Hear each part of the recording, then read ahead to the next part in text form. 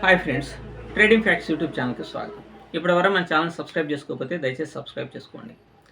ఎక్స్నెస్ copy trading మనం కూడా చేద్దామా అనే ఉద్దేశంతో నేను స్టార్ట్ చేద్దామని అనుకున్నప్పుడు దీని గురించి కాపీ ట్రేడింగ్ గురించి బాగా లోతుగా విశ్లేషణ చేయడం అనేటువంటి జరిగింది. ఎందుకంటే నా మెయిన్ మోటో నేను ఇబ్బంది పడ్డా పర్వాలేదు కానీ నన్ను నమ్మి నన్ను ఫాలో అయ్యేటువంటి వాళ్ళు మాత్రం ఎప్పుడు కూడా ఇబ్బంది అనేటువంటిది ఫేస్ కాకూడదు అనేటువంటి ఉద్దేశంతో నేను చాలా లోతుగా ఎనాలిసిస్ చేయడం అనేటువంటిది జరిగింది. అప్పుడు చాలా అంటే చాలా విషయాలు, హిడెన్ సీక్రెట్స్ బయటపడటం జరిగింది. సహజంగానే ఫస్ట్ నుంచి నా ఛానల్ను చూసేటువంటి వాళ్ళు కానీ, నేను ఎటువంటి వీడియోస్ చేస్తున్నాను, ఎలా అవేర్నెస్ తీసుకొని రావడానికి ప్రయత్నం చేస్తున్నాను అనేటువంటి అన్నీ కూడా నేను చేశాను. సో ఎక్కడ కూడా ఒక రూపాయి మన ఫాలోవర్స్ దగ్గర నుంచి మనం సంపాదించాలి అనే కోణంలో ఎప్పుడు ఆలోచించాల.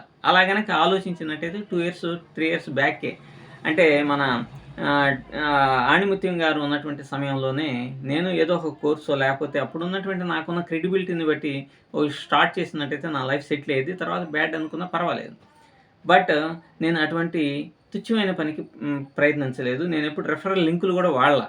ఏమైనా ఫ్రీగా ఉన్నటువంటివి చెప్పాను. ఫ్లాట్ ట్రేడ్ కానీ, లేకపోతే స్టాక్ కానీ ఇట్లాంటివన్నీ చెప్పాను. సూనే కానీ ఇట్లాంటివి. ఇటువంటి వాటిలో చేసుకోండి, మీరు బ్రోకరేజ్ నుంచి బయటపడతారనే ఉద్దేశంతో అవి కూడా చెప్పడం జరిగింది.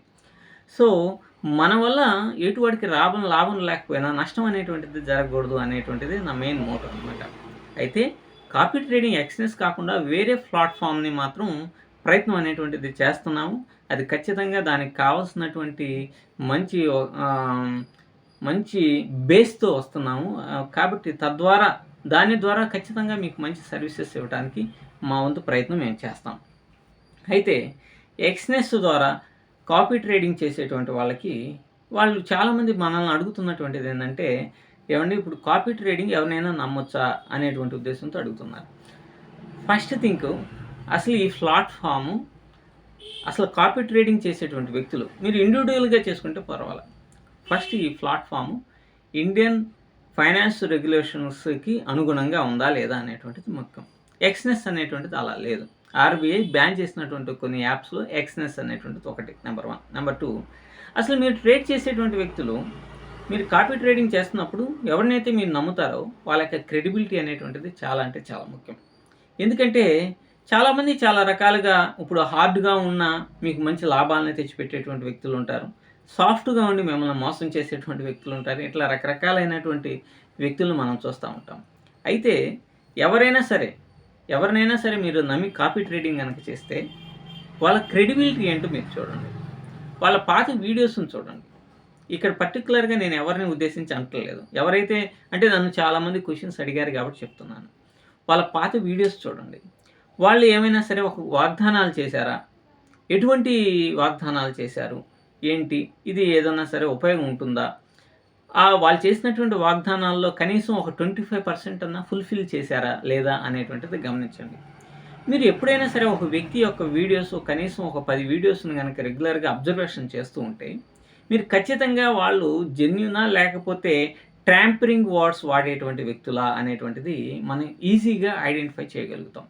దీనికోసం మనల్ని ప్రశ్నించాల్సినంత అవసరం లేదు. మీరు కానీ ఇండివిజువల్గా ఆలోచించడం చాలా ముఖ్యం.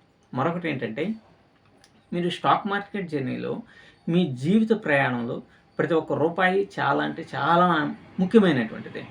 ఒక్కొక్క రూపాయిని మనం పోగు చేసుకొని ఏదో తలా తోకా లేనటువంటి వ్యక్తుల యొక్క అకౌంట్స్లో వేసేసేసి కాపీ ట్రేడింగ్ వాళ్ళు ఏదో వస్తే మనకేదో వచ్చేస్తుంది అనే ఉద్దేశంతో మీరు గనక ట్రేడ్ చేస్తే ఖచ్చితంగా విపరీతంగా నష్టపోతారు.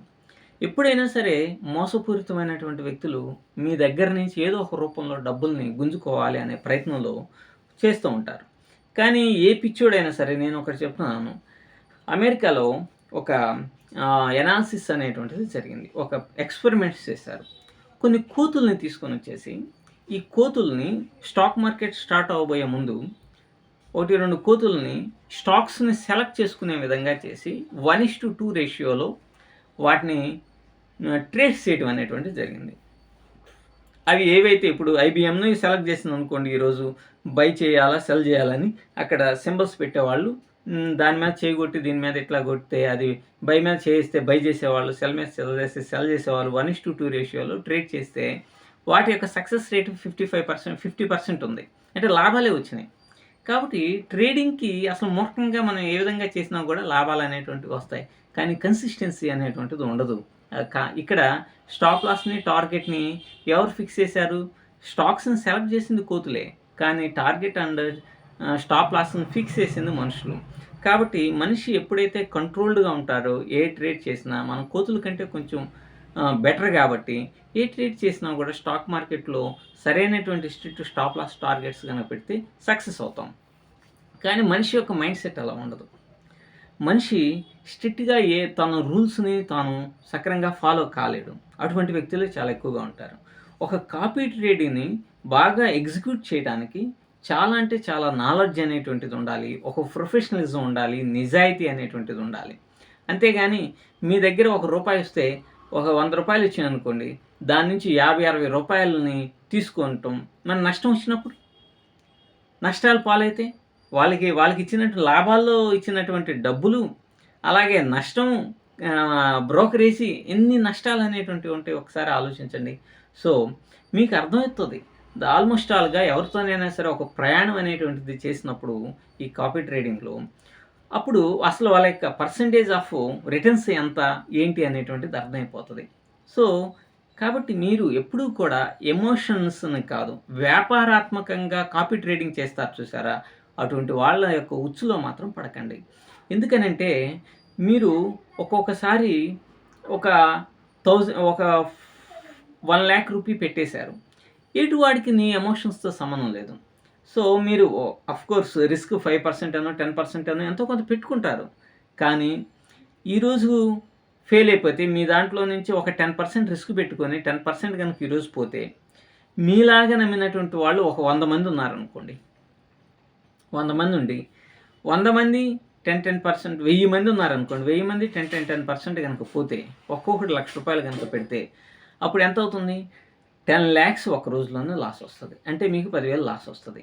సరే మీకు లాభం వచ్చింది. మహా వస్తే ఒక 1000, 2000 వచ్చింది. దాంట్లో ఒక 50, 60% ట్రేడ్ చేసినటువంటి వాళ్ళకి పోయిందనుకోండి. మీకొచ్చేది ఎంత? రూ. 500.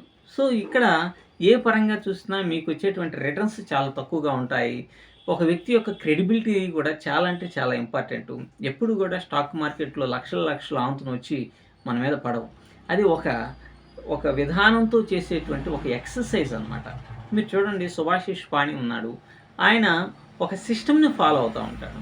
ఇప్పుడు మీరు బిట్‌కాయిన్ గనక చూస్తే, బిట్‌కాయిన్‌లో కూడా ఆయన ట్రేడ్ అనేటువంటిది చేస్తా ఉన్నారు. ఒక్కరోజు లాస్ వస్తది, ఒక్కరోజు లాభం వస్తది. అంతేగాని ఎమోషన్‌లెస్‌గా అంటే వాళ్ళు ట్రేడ్ చేస్తారు. కానీ మీరు ఎమోషన్‌గా ఇక ఈ రోజున అంటే చాలామంది యొక్క మైండ్ సెట్ ఎట్లా ఉంటుందంటే, వాళ్ళ యొక్క కాపీ ట్రేడింగ్ అకౌంట్‌లో ఒక 30, 40 లక్షలు ఒక 50 లక్షల రూపాయలో, ఒక రూ. 1,00,00,000 ఉన్నాయనుకోండి. ఈ రూ. 1,00,00,000 నుంచి ఎట్లాగైనా సరే ఈరోజు ఒక 10 లక్షలను గనక తీద్దాము అని రూ. 1,00,00,000ని 10% రిస్క్‌తో చేస్తే, ఒకవేళ వచ్చినాయి అనుకోండి, రూ. 10,00,000 వచ్చినాయి అనుకోండి, వాళ్ళకి ఒక 5 లక్షలు పోతాయి గదా! 50, 60% అంటే 5, 6 లక్షలు వెళ్ళిపోతది. మీరు 4,000 పంచుకోవాల్సొస్తది. అంటే మీకొచ్చేది 4,000, అక్కడొచ్చేది వాళ్ళకొచ్చేది 5, 6 లక్షలు. సో, ఇలాంటి మైండ్ సెట్‌తో ఉన్నటువంటి వ్యక్తుల్ని మీరు ఈజీగా ఫైండ్ ఔట్ చేయగలుగుతారు. అటువంటి వాళ్ళతో చాలా కేర్‌ఫుల్‌గా ట్రేడింగ్ అనేటువంటిది చేయండి. కాపీ ట్రేడింగ్ ఎక్స్‌నెస్‌లో మాత్రం కొంచెం దూరంగా ఉండటం చాలా అంటే చాలా బెటర్. Thank you.